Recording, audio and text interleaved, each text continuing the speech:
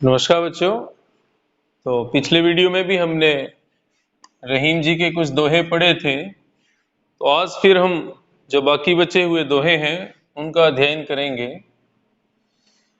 तो अगला इनका दोहा है, कहता है कि धनी रहीम पंख जल को लघु जिए पियत अघाए, उदधि बढ़ाई कौन है जगत प्यासो जाए। तो ये भी बड़ा नीतिपूर्ण दोहा है। रहीम जी कहते हैं कि धनी जल पंख, धनी मीन्स धन्य है, जल पानी, पंख कीचड़ को का, कि जो कीचड़ का पानी है वो धन्य है, वो श्रेष्ठ है। अब कीचड़ का पानी यहाँ नदी नाले छोटे छोटे जो भी पानी के स्रोत हैं उससे आप ले सकते हैं। वो श्रेष्ठ क्यों है कि लघु छोटे जिए जीव पियत उसे पीते हैं और अघाए,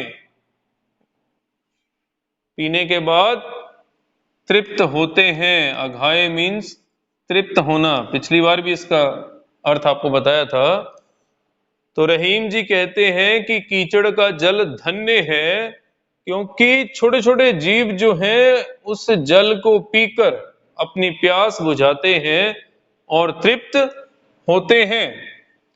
अब वो कह रहे कि उदधि बढ़ाई कौन है। उदधि मीन्स जो समुद्र है, सागर।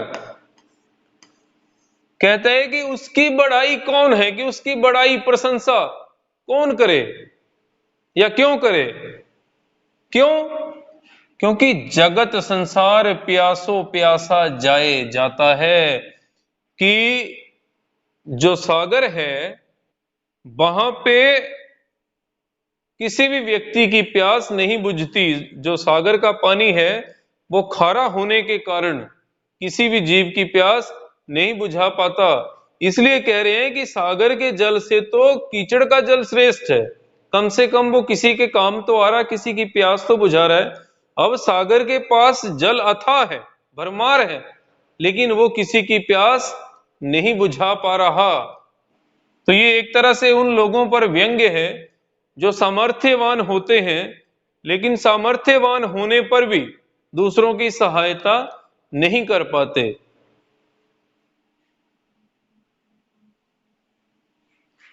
अब ये सागर की बात हुई। मैंने आपको बताया कि उद्धति मतलब सागर। अब वो कह रहा है कि उसकी बड़ाई कौन करेगा, कि कोई भी उसकी बड़ाई नहीं करेगा। वजह क्या है कि वो सारे का सारा संसार जब उसकी शरण में जाता है वो किसी की प्यास नहीं बुझा पाता। यह ये छोटे छोटे जीव जो है कीचड़ का पानी पीकर अपनी प्यास बुझाते हैं, लेकिन सागर जो है अथाह जल होने के बाद भी पूरा भंडार भरा है पानी से, लेकिन खारा होने की वजह से वो किसी के काम नहीं आता। तो ऐसे कई लोग होते हैं जो हर तरह से सामर्थ्यवान है, कैपेबल है, लेकिन फिर भी दूसरों की सहायता नहीं करते। तो जो थोड़ी थोड़ी सहायता करते हैं वो लोग अपने आप में धन्य हैं। अगला दोहा देखिए कि नाद रीझि तन देत मृग, नर धन हेत समेत, हेत होना था यहां पे, ते रहीम पशु से अधिक, रीजहु कछु न देत। अब कवि कह रहा है कि नाद मतलब संगीत, रीझी रीझ के आकर्षित होके, तन शरीर, देत देता है मृग हिरण, की जो हिरण है वो संगीत की तरफ बड़ा आकर्षित होता है और जहां भी संगीत बजता है वो सारा ध्यान उसका जो है वहां चला जाता है, वो मोहित हो जाता है। तो ऐसे में शिकारी जो है वो उसका शिकार कर लेता है क्योंकि उसका सारा ध्यान संगीत की तरफ होता है। तो संगीत के चक्कर में जो हिरण है वो अपना शरीर या अपनी जान जो है वो न्यौछावर कर देता है। ठीक उसी तरह से नर धन हेत समेत, नर जो मनुष्य है वो जब किसी कला पे मोहित होता है या प्रसन्न होता है तो प्रसन्न होके वो धन जो है वो न्यौछावर करता है, पैसा दे देता है। ते रहीम पशु से अधिक, बोलता है ते वो, रहीम जी कह रहे हैं कि वो पशु से अधिक, कि वो व्यक्ति पशु से भी अधिक है, पशु नहीं, पशु से भी अधिक है। रीजहु कछु न देत, जो रीझता तो है, आकर्षित तो होता है, उसे कला अच्छी तो लगी, लेकिन उसके बाद भी कछु ना देत, सामने वाले को उसने कुछ भी नहीं दिया। तो यहां कलाकार और कला के महत्व का बखान है कि कला ऐसी चीज है, आप हिरण को देखिए कि वो गानों पे मोहित होके अपने प्राण न्यौछावर कर देता है अकेले, और नर्दन हेत समेत। और जो मनुष्य है वो अगर कला पे मोहित होता है तो वो अपना सारा धन तक समर्पित कर देता है। अब उसके बाद अगर कहता है कि कोई ऐसा है जो कला पे रीझता तो है और उसके बाद भी कुछ नहीं देता, तो वो व्यक्ति पशु से भी अधिक है, यानी कि वो पशु से भी 4 कदम आगे है। कहने का भाव यही है कि जब भी आप किसी कलाकार को देखें तो उसका हौसला बढ़ाएं और अपनी तरफ से जो भी हो वो देने की कोशिश करें। अब यहाँ ये जो शिकारी हैं वो संगीत बजा के हिरणों को मोहित करते हैं और उसके बाद उनका शिकार हो जाता है। मनुष्य अगर कला की तरफ आकर्षित होता है तो वो धन लुटाता है, वो धन लुटा देता है, वो पैसा निछावर करता है, और जो कुछ नहीं करता उसका जो उसकी तुलना जो है वो जानवर से भी बदतर लोगों से की है। बिगड़ी बात बने नहीं, लाख करो किन कोय, रहीमन फाटे दूध को, मथे न माखन होए। कहता है कि कोई भी बात जो है बड़ी सोच समझ के करनी चाहिए, क्योंकि एक बार जो बात बिगड़ जाती है फिर लाख प्रयास करने के बाद भी वो बात बनती नहीं। ठीक वैसे ही जैसे जो फटा हुआ दूध है उसको मथने से, मथना, उसको रिड़कना एक तरह से, तो कहता उसको जितना मर्जी मथ लो लेकिन उसके अंदर से माखन नहीं निकलता है। बिगड़ी हुई बात बने नहीं, नहीं बनती है। लाख करो किन, किन मतलब उपाय, कोई, कि आप चाहे लाख उपाय कर लो लेकिन बिगड़ी हुई बात बनती नहीं है। ठीक वैसे ही रहीम जी कहते हैं कि फाटे दूध को, कि जो फटा हुआ दूध है उसको मथना, जैसे दही से हम जब लस्सी बनाते हैं रिड़कते हैं उसको, माखन होए, कि उसको जितना मर्जी आप मथते रहो उससे माखन जो है वो नहीं निकलेगा, क्योंकि वो फटे दूध से नहीं निकलता है। तो हमें बात जो है बड़ी सोच समझ के करनी चाहिए, अन्यथा जो सबसे महत्वपूर्ण चीज है वो हमें प्राप्त नहीं होगी। फटे दूध को जितना मर्जी मथते रहिए, आपको ये मक्खन जो है वो प्राप्त नहीं होगा। एक बार बात बिगड़ गई तो वो दोबारा नहीं बनेगी। रहीमन देखी बड़ेन को, लघु न दीजिए डारी, जहां काम आवे सुई, कहा करे तरवारी। अब यहां पे ये बताने की चेष्टा की है कि इस सृष्टि में हर छोटी बड़ी चीज का अपना एक महत्व होता है और हमें किसी की उपेक्षा नहीं करनी चाहिए, उसे अनदेखा नहीं करना चाहिए। कहता है रहीमन, रहीम जी देखी देखकर बड़ेन को, बड़े को, कि किसी भी बड़े व्यक्ति का सानिध्य पाते ही लघु न दीजिए डारी, लघु छोटा ना नहीं दीजिए डारी छोड़, कि छोटे को छोड़ मत दीजिए। थोड़ा सा सामर्थ्यवान होते ही छोटी छोटी चीजों, छोटे छोटे व्यक्तियों को अनदेखा मत कीजिए। क्यों? क्योंकि हर व्यक्ति, हर चीज का अपना एक मूल्य होता है। जहां काम आवे सुई, जहां पे सुई का काम है, कहा करे तरवारी, वहां पे तलवार क्या करेगी, अर्थात वहां तलवार भी कुछ नहीं कर सकती। बड़े व्यक्ति जहां हमारे काम आए आए, लेकिन बहुत सारी ऐसी जगहें होंगी जहां छोटे व्यक्ति भी हमारे काम आते हैं। तो सबका अपना एक महत्व है, जैसे सुई का अपना महत्व है और तलवार का अपना महत्व है। अगर हमें कमीज में बटन लगाना है तो वहां पे आपकी तलवार जो है वो किसी काम की नहीं है। क्या आपने कभी तलवार से बटन लगाया? लगा के देखिएगा। अब दूसरी तरफ आ जाइए, अब हमें युद्ध भूमि में जाना है तो वहां सुई लेके तो जाएंगे नहीं, वे हाँ सामने वाले को सुई चुभोएंगे और उससे वो मर जाएगा। वहां किसका काम है?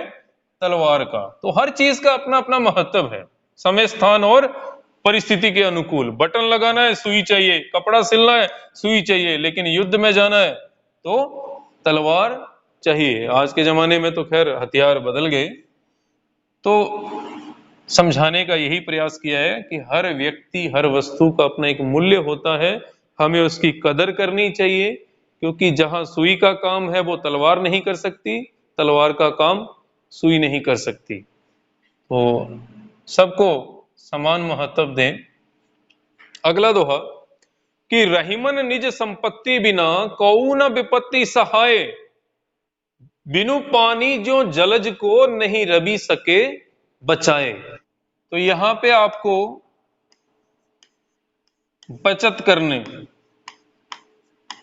सेविंग करने की शिक्षा या प्रेरणा दी गई है। रहीम जी कहते हैं कि निज संपत्ति बिना, निज मीन्स अपनी संपत्ति, प्रॉपर्टी के बिना, को होना था यहां पे, को न विपत्ति सहाय। को मीन्स कोई भी, ना नहीं, विपत्ति मुश्किल के समय सहाय, सहायक होता है या सहायता करता है।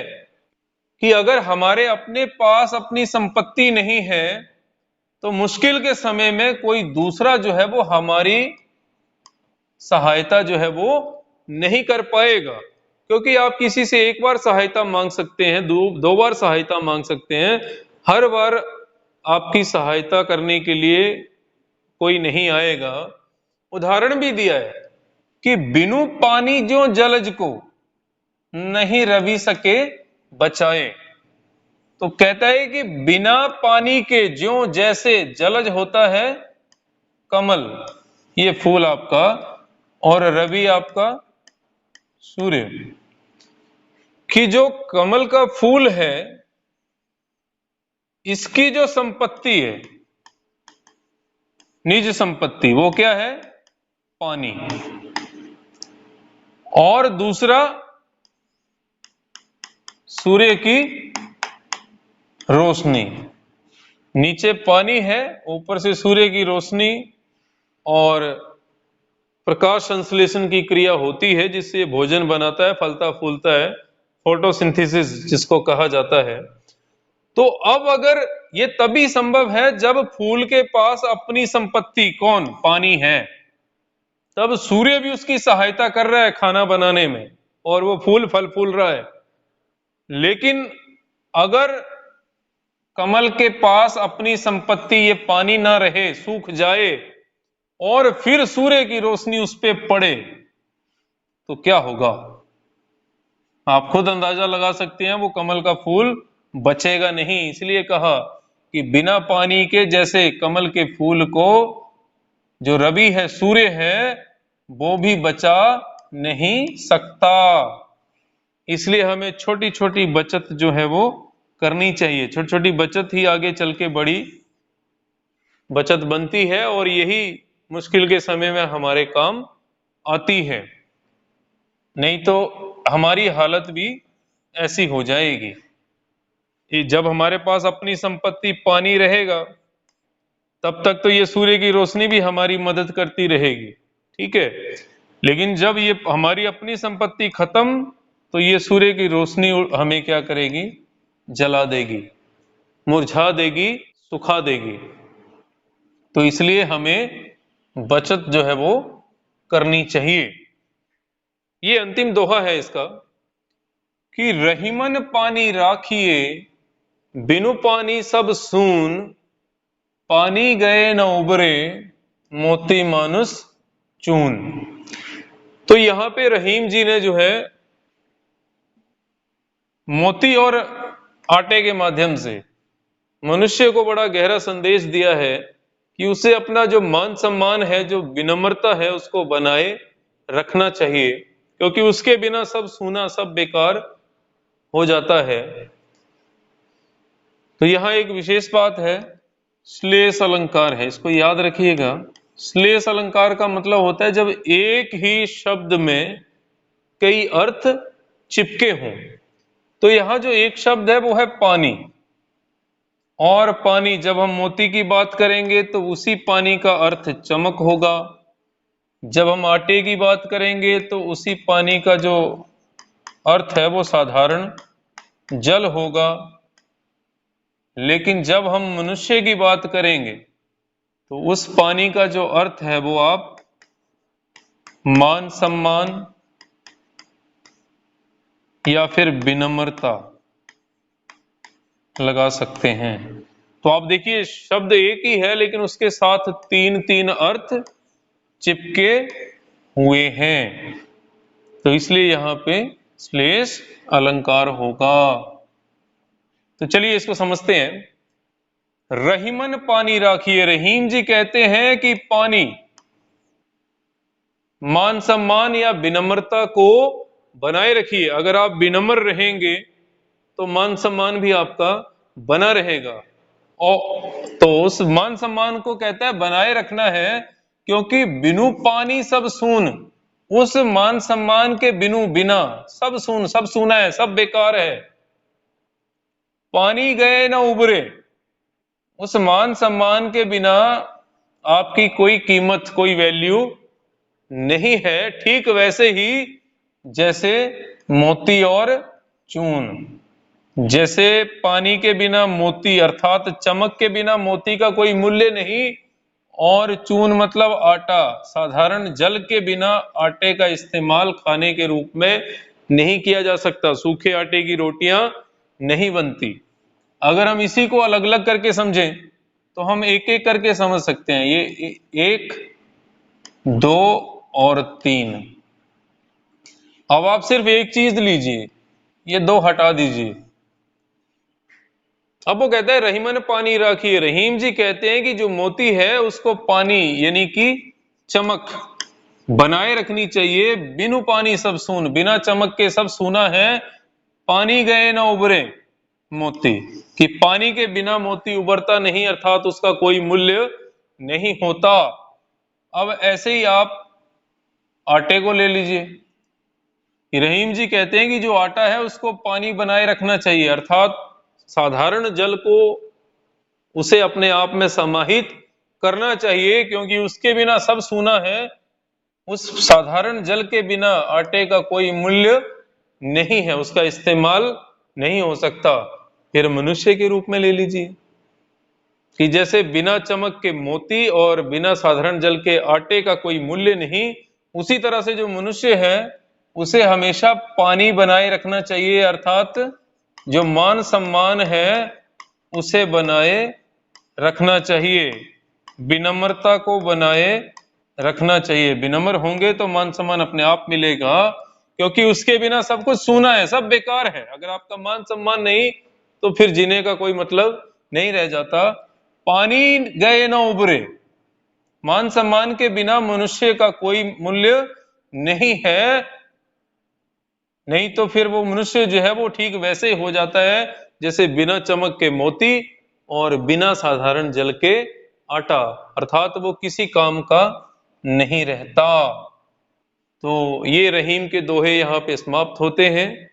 उम्मीद है कि आप इनको समझ पाएंगे। तो आज के लिए इतना ही। धन्यवाद।